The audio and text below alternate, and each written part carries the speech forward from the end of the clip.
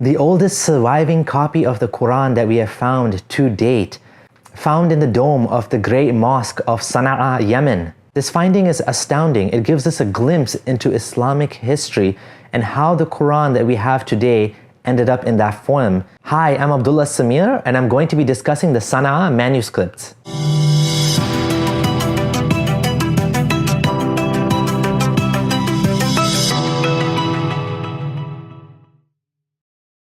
Gabriel Said Reynolds, a professor of Islamic studies and theology, defines the Sana'a palimpsest as a rare Quranic palimpsest, a manuscript preserving an original Quran text that had been erased and written over with a new Quranic text.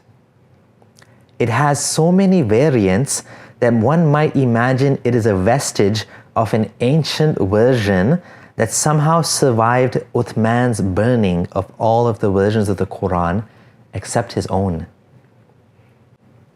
It's not an entire Quran, but part of it. It's been carbon dated to the 7th century, around 623 to 669 CE, which is really quite close to Muhammad's time, within 70 years of his death.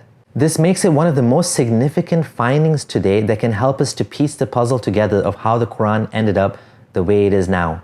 Uthman wanted all of the copies of the Quran except for his burned, i.e. destroyed. But due to modern technology using ultraviolet light, we were able to find that the Sana'a manuscript actually has an earlier version that was erased. Work on restoring this started in 1980, which was actually not that long ago. A partial reconstruction of the lower text that was erased began in 2012, which was just 7 years ago. Lucky us. To think that the entire history of Islam can hang on these documents, which are sometimes kept out of the public eye, is shocking. Imagine these documents were not released. The Sana'a manuscripts are considered non-Uthmanic. That means they differ from the Uthmani Quran that we have today. In terms of the surah order, there's actual words and phrases which are different. Now ask yourself, all of these differences that we're about to show you, are these all mistakes? If they're all mistakes, why is there so many mistakes in a written down Quran, and why was it in the mosque? Is it really conceivable that this is just a really bad Quran? Or is it more likely that this is an earlier version of the Quran before Uthman standardized it and destroyed all of the other copies? I believe that this surviving text that was erased that we were able to get a hold of is actually an older copy of the Quran before Uthman was able to standardize it. When you hear the following examples that we're about to show you, ask yourself, does this sound like Quran?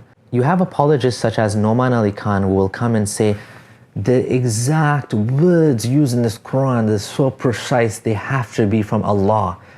Allah used the exact word, nar, but he could have used Jahannam. Why did he use nar? You see, the Quran is so precise that the exact word that's used there is no better word that could have been used. Yet when you see the manuscripts and you see the older version of the Quran, it has different words there. So is the Quran really that amazing after all?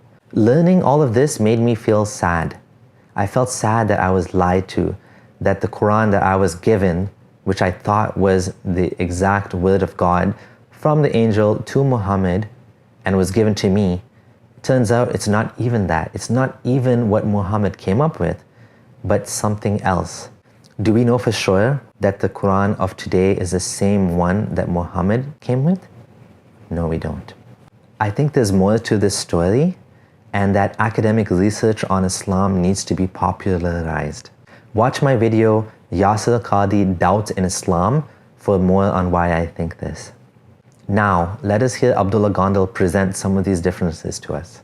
And just to show you what it is if you look on the left side, that's the actual parchment or one of the papers of the manuscript.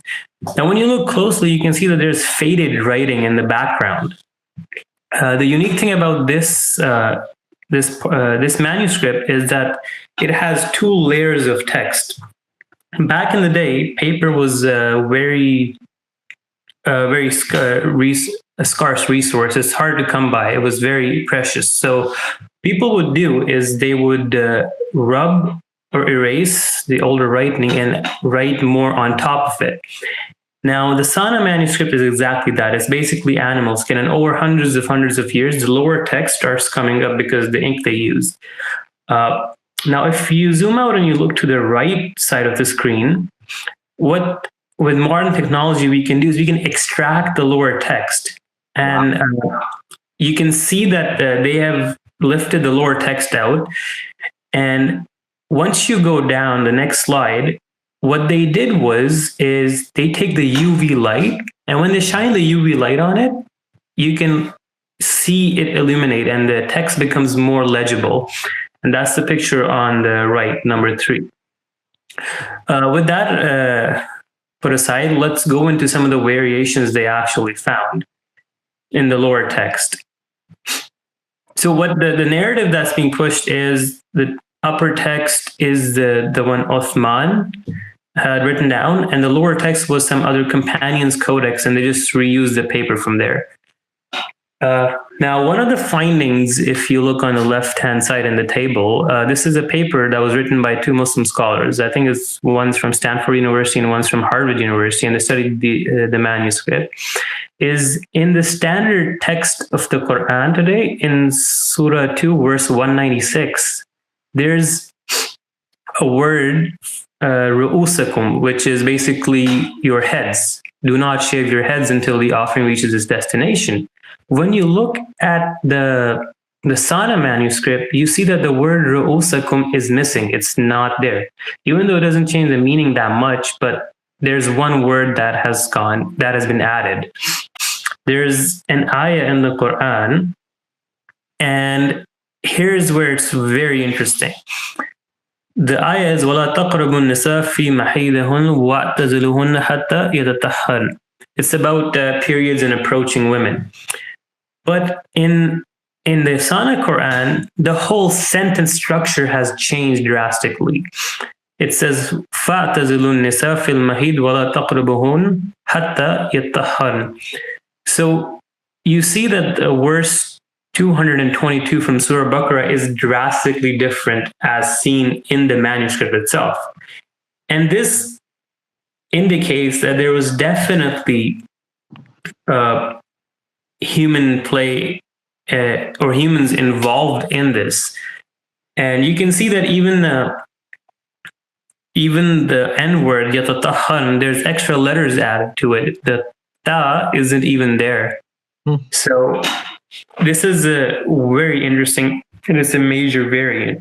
This ayah is very interesting. So in Surah Tawbah, ayah number 74, in the current Quran, it says, يَتَوَلَّوْا يُعَذِّبُهُمُ اللَّهُ عَذَابًا أَلِيمًا فِي الدُّنْيَا وَالْآخِرَةِ وَمَا لَهُمْ فِي الْأَرْضِ. Translation goes, if they turn away, Allah will punish them with a painful punishment in this world and the hereafter, and there will not be for them on earth any helper or protector. But when you look at the Sana manuscript, you find that many words are just not even present. The Sana manuscript uses يَتَوَلَّوْا يُعَذِّبُهُمُ اللَّهُ فِي الدُّنْيَا وَمَا لَهُمْ فِي الْأَرْضِ. So يُعَذِّبُهُمُ اللَّهُ, there is no word azaban alima, there is no word of wal akhirah, and these are at least 3 words that are missing from the original manuscript. In conclusion, the surviving parts of the oldest Quran that we have gone through some significant changes. Why is that? Why did the Quran go through a process of change? Or is this just a bad copy?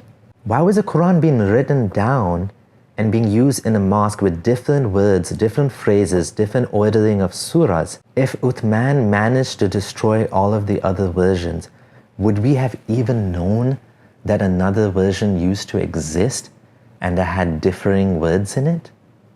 No, we wouldn't. But the fact is, due to modern technology, we were able to find a copy inside the copy that Uthman wanted destroyed. At the very least, we have a reason to doubt the official narrative. Thanks for watching. This is Abdullah Samir, signing out.